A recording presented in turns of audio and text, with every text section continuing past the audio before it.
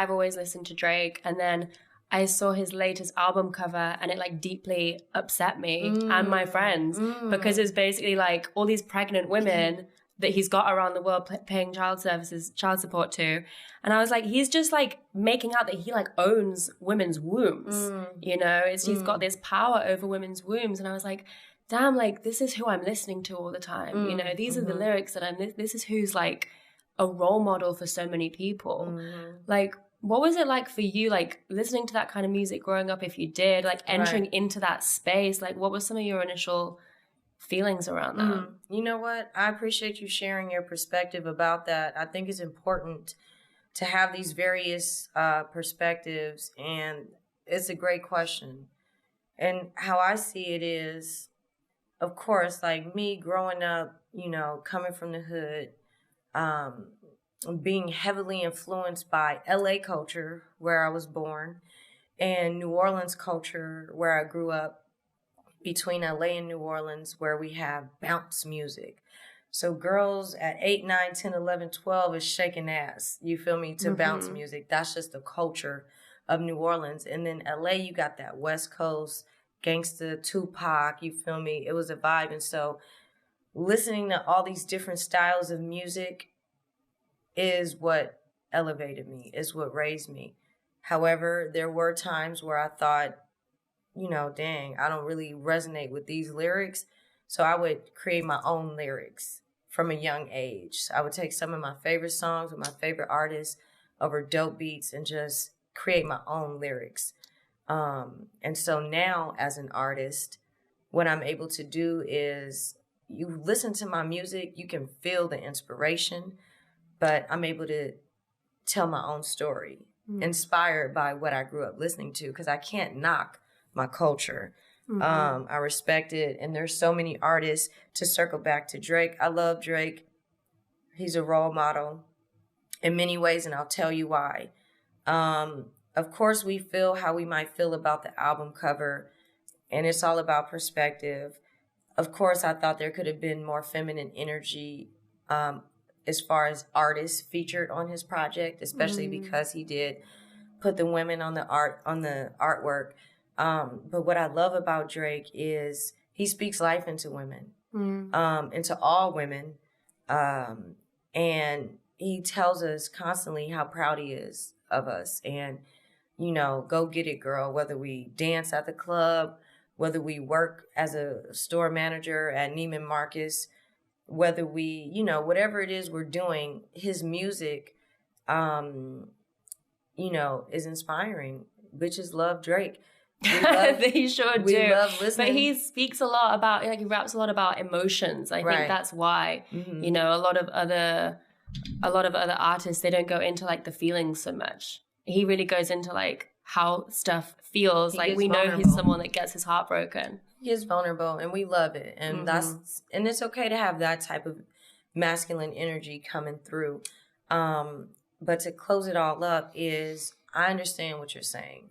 People ask me this all the time. There's a lot of women rap artists who lean in certain directions with their branding and their messaging. And a lot of people have a lot of things to say about that. And for me, I understand people often will try to compare me to Meg Thee Stallion or Sweetie or, you know, these other women artists. But how I see it is hip hop would cease to exist without the Black woman, period. And so with that said, when you think about the infiltration of hip hop, which is the most listened to genre of music in the universe, hip hop is literally raising children, generations of people. And so hip hop, for the most part, has been a male dominant realm. There have been women, executives, artists, A&R, different things like that who have existed in the space. But for the most part, it's been male dominated. What's happening now, especially because most of the women rap artists that are coming through are Black women artists. Meg Thee Stallion, Saweetie, Amaretta, help me out, y'all. Cardi B, Big Nicki Lotto, Minaj. Nicki, Lady London, Rhapsody, No Name Gypsy. It's so many beautiful women. So what I see is, because for so long there has been a war against women's wombs, especially Black women. And when you think about the generational trauma that has come through, where at one point we didn't even have autonomy over our wombs, over our sexuality. When you think about, I've said this before in interviews, but they call the father of gynecology the father of gynecology, the father of the pussy. And from what we know, based on records, he experimented on a Black woman, and we don't know if he had her consent. And a lot of his experiments and his findings were because he was experimenting on Black women. Wow. And the reason why I bring that, because it's important to understand that even through enslavement times, so many Black women were being raped and violated in many ways. And so when you think about our music, you know, it's important for us to express ourselves. For so long, other people have owned our sexuality, have used our sexuality to sell and make money. So now it's time for us to take back that power. So when you think about this first golden era of powerful Black women coming through hip hop, kicking the door in, kicking the door down, of course we're going to be on some sexy shit. Of course we're going to be on some big pussy energy, because we birthed this thing. You feel me? This is ours.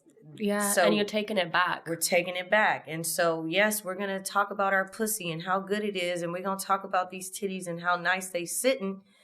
And so that's us kicking the door down, making space for other women of all backgrounds to come through and share their stories. And so I'm not mad about any of these artists who are expressing themselves in these very sexual and powerful ways, because a woman that's rooted and confident in her sexuality, that's a bad bitch. That's a beautiful woman. That's a powerful woman. That's a woman that everybody wants to be around. She's glowing, she's radiating, but for some reason we've twisted it and called her names and all these things. But no, we're taking that power back. So I embrace all the women that are coming through, because they're making a lane for me. I get to just float up in this motherfucker peacefully, talking about my body and how much I love, and my beautiful breasts, and my pussy is a portal. You feel me? My pussy will lead the way to take us all about the matrix. It's such a beautiful perspective. I guess it would have been so easy to kind of go on the other side, and I really appreciate that perspective. It's super beautiful. Yeah, thank you. Yeah. So I could only imagine, like, if little Lizzy had some more of those role models, like what she would have appreciated about that too. Right. And we think about that because so many women will come up to me, and men, and they say, your music is raising my daughter. I've heard it so many times, and that's deep. Yeah, it is. Because I think about the music that I was listening to, that we was listening to. Yeah. And me it was, too. And so, I mean, just, same. Yeah, it's powerful. Like, I look back at some of the lyrics that I knew off by heart as a 13-year-old, and I'm like, what? I didn't even know what I was rapping about. Right. I didn't even know what was going on. Right. Like, how was that? I was being raised on that. Right. You know?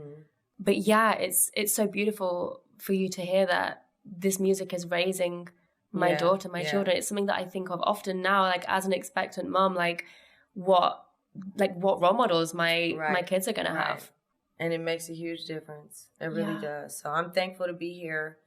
I'm thankful to have this position, to have my voice. I'm the artist that I always, wanted to see and listen to and look at. And I just became her. And it's powerful. And I'm surrounded by beautiful, beautiful people that support me and uplift me and have my back. And,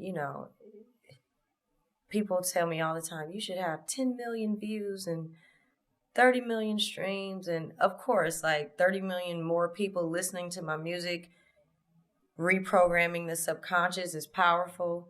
However, I know that I operate on a very particular frequency where if you're on that frequency, you'll find me. If it's what you're looking for, if it's what you need, if it's what your spirit is calling, you'll find me. And just off of the strength of the stories that I've heard all around the world, I know that it's penetrating. I know that the vibe is felt and people are hearing me and seeing me. So it's beautiful.